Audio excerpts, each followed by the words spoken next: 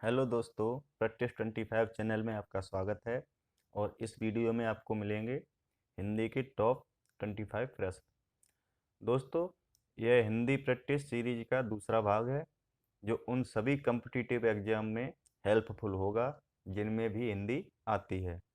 आप अपना स्कोर लिखते जाएं, 25 में से कितने सही कर पाते हो। अगर आप 15 प्रश्नों के उत्तर सही दे पाते हो तो आपकी तैयारी सही चल रही है, क्योंकि इस वीडियो में सब तरह के प्रश्न होंगे, सरल भी और कठिन भी।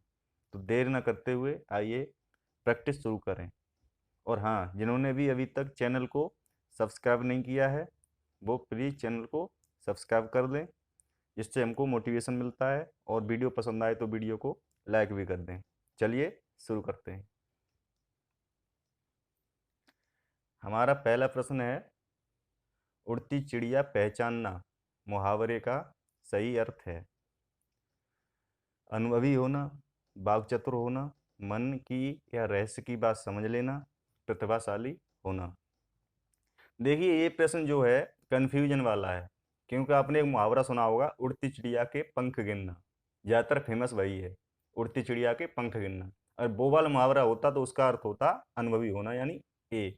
लेकिन इसमें है उड़ती चिड़िया पहचानना, जिसका अर्थ होता है मन की या रहस्य की बात समझ लेना, यानी इसका हो जाएगा सी। ये मार्कर मार्कर नहीं चल रहा, रेड, जिसका है सी। अपना अपना इसको लिखते जाना, देखते हैं 25 में से कितना कर पाते हो। दूसरा क्वेश्चन, निम्न में कौन विशेषण नहीं है। दूसरा है, निम्न में कौन विशेषण नहीं है। ए शीतल, बी पे है सुंदर, सी पे है श्यामल और डी पे है मोहन। ये वाला शायद मैंने पिछली वीडियो में करा दिया था, डबल रिपीट हो गया है। कोई नहीं, इसका हो जाएगा डी, मोहन।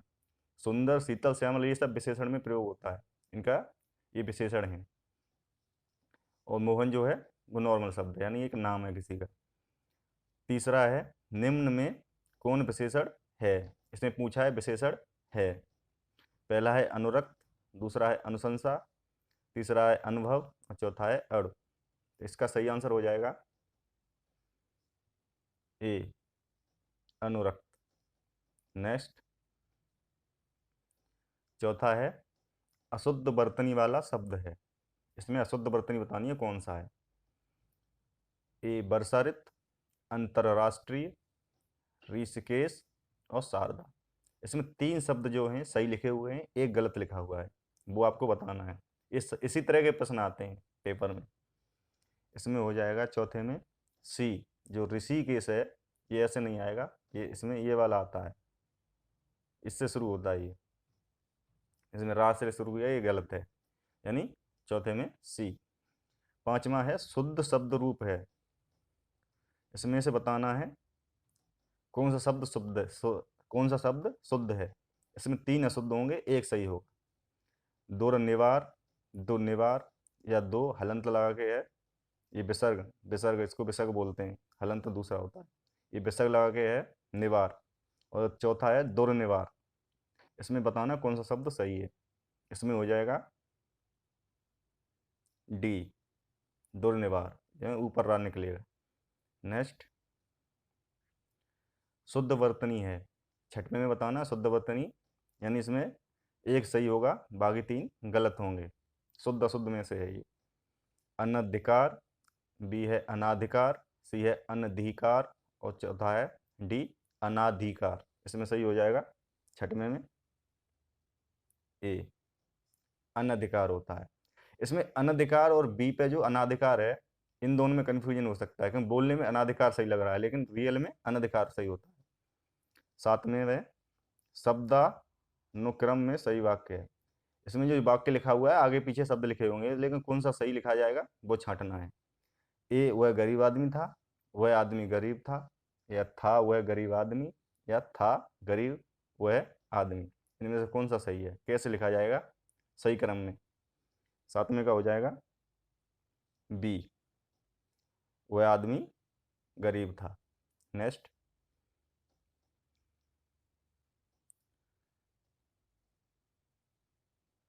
नेक्स्ट है निम्नलिखित में से शुद्ध वाक्य है। 8वें बताना शुद्ध वाक्य कौन सा है। यहाँ गन्ने का ताज़ा रस बिकता है, यहाँ ताजे गन्ने का रस बिकता है, ताज़ा गन्ने का रस यहाँ बिकता है, या डी है ताजी गन्ने का रस यहाँ बिकती है। इसमें बताना है कौन सा वाक्य शुद्ध है। 8वें में हो जाएगा ए, यहाँ गन्ने का ताज़ा रस बिकता है। नेक्स्ट, अच्छा या 9 में से पहले निर्देश दिए गए हैं। नीचे दिए गए वाक्यों में रिक्त स्थानों में उचित शब्द भरने के लिए चार चार विकल्प दिए गए हैं।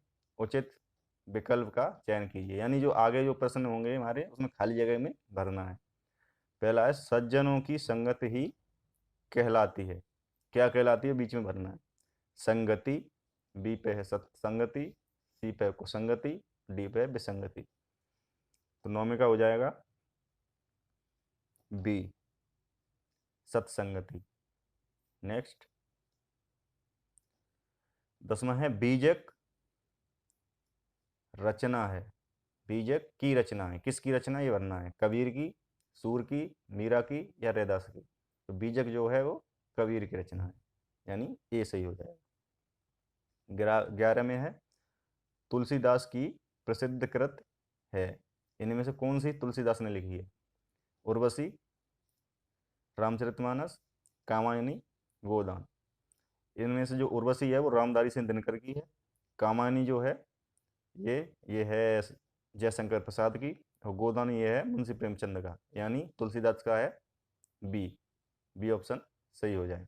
रामचरितमानस जो है तुलसीदास ने लिखी है। नेक्स्ट,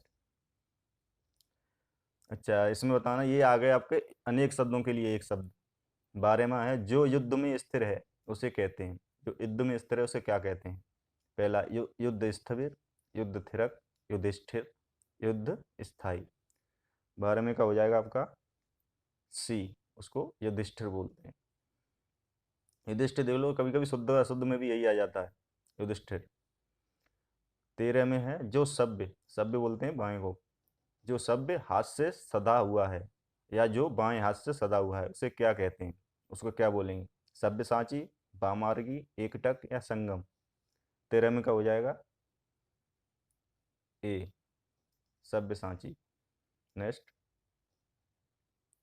अच्छा 14वें नंबर पे है भिक्षा का तद्भव रूप है। ये तद्भव और तत्सम में से आ गए। तद्भव मतलब तत्सम जो होता है वो संस्कृत वाला होता है जैसा तैसा, और तद्भव जो संस्कृत से लिया गया हो लेकिन उसका रूप बिगड़ गया है, वो तद्भव हो जाता है। तो भिक्षिका, दूसरा है भीख, तीसरा है भिखारी, और डी है बुभुक्षा। इसमें तद्भव बताना है। 14वें का हो जाएगा बी भीख। 15 है कौन सा शब्द तत्सम है। इसमें तत्सम पूछा है, कौन सा शब्द तत्सम है, यानी जो संस्कृत का जैसा का वैसा है, संस्कृत शब्द होगा जो। चौराहा, चौर, चतुष्कोण और चौकोर। तो ज़्यादातर जो आधा अक्षर वाला होता है ना, ये जैसे इसमें है सी, वो बी। इसका आंसर है 15वें का बी। ये आधा अक्षर वाला जो होता है ज़्यादातर वो तत्सम ही होता है। 80% शब्द आधे अक्षर वाले तत्सम में ही जाते हैं।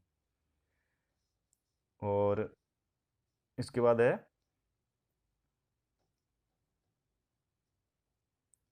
16वां, निम्नलिखित में से तत्सम शब्द है। तत्सम बताना है। गरम, नरक, नरम, तीर्थ। जैसे मैंने अभी पिछले में बताया जो आधा अक्षर वाला ज़्यादातर तत्सम में ही जाता है, तो 16 में का हो जाएगा डी। 17वां है एक आंख से देखना, मुहावरे का सही अर्थ है। मुहावरा है, इसमें है बराबर मानना, एक को अधिक मानना, अपना काम निकालना या अलग रहना। एक आंख से देखना मतलब एक एक तरह से देखना, यानी ए। इसका हो जाएगा बराबर मानना। नेक्स्ट, 18 में है निम्नलिखित में से कौन सा शब्द सदा बहुवचन में प्रयुक्त होता है। ये चार जो शब्द ये इनमें से एक शब्द ऐसा है, चाहे वो एक वचन बोलो या बहुवचन बोलो, सेम सेम रहता है, चेंज नहीं होता है। पहला है शिष्य, दूसरा है भक्ति, तीसरा है पुस्तक, चौथा है प्राण। तो 18 में हो जाएगा डी प्राण। प्राण जो है चाहे एक वचन बोलो या बहुवचन बोलो, उसको बहुवचन में प्राणों कभी नहीं बोलेंगे, सिर्फ प्राण ही बोलते हैं, चाहे एक वचन बोलो या बहुवचन बोलो। अगर प्राणों कहीं लिखा हुआ है तो वो गलत लिखा हुआ है।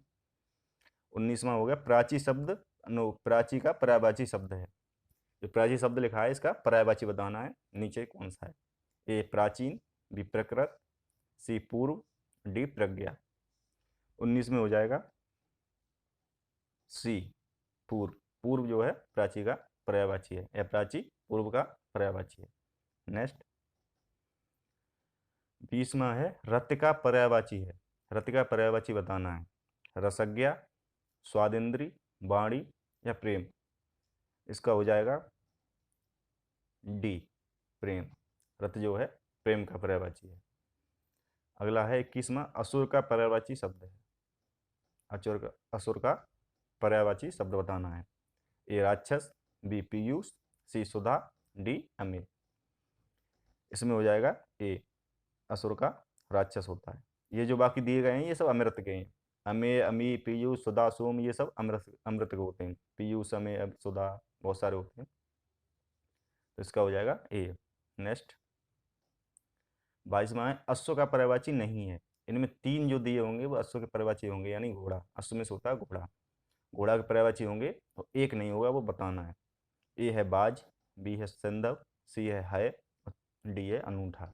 22वें का हो जाएगा डी अनूठा। बाकी जो 3 हैं वो घोड़े के या अश्व के पर्यायवाची होते हैं। 23वां है चिरंतन का विलोम शब्द है। चिरंतन का विलोम बताना है, ये इंपॉर्टेंट है, ये इंपॉर्टेंट में ले लो। ए शाश्वत, बी नश्वर, सी पुरातन, डी अनश्वर। इसका हो जाएगा बी नश्वर। चिरंतन का नश्वर होगा। नेक्स्ट सृजन का विलोम है। 24 नंबर पे है सृजन का विलोम है। ए संहार, बी दुर्जन, सी प्राकृतिक, डी बनावट। इसका हो जाएगा 24वें का ए सृजन का संहार। लास्ट क्वेश्चन आज का 25वां उन्मीलन शब्द का विलोम है। उन्मीलन शब्द का विलोम बताना है। इसका हो जाएगा अन्मीलन, निमीलन, अवमीलन या मीलन। इसका हो जाएगा बी निमीलन। और आज के हमारे 25 क्वेश्चन पूरे होते हैं। अच्छा आपको बताना है कमेंट में इसका आंसर क्या होगा, क्योंकि ये भी वर्णमाला से भी बहुत सारे क्वेश्चन आते हैं पेपरों में। जैसे ये है संयुक्त व्यंजन की पहचान करें। इन चारों में से एक संयुक्त व्यंजन कौन सा है ये आपको बताना है। ग, ज, छ या ट। और यहाँ पे हमारी वीडियो खत्म होती है।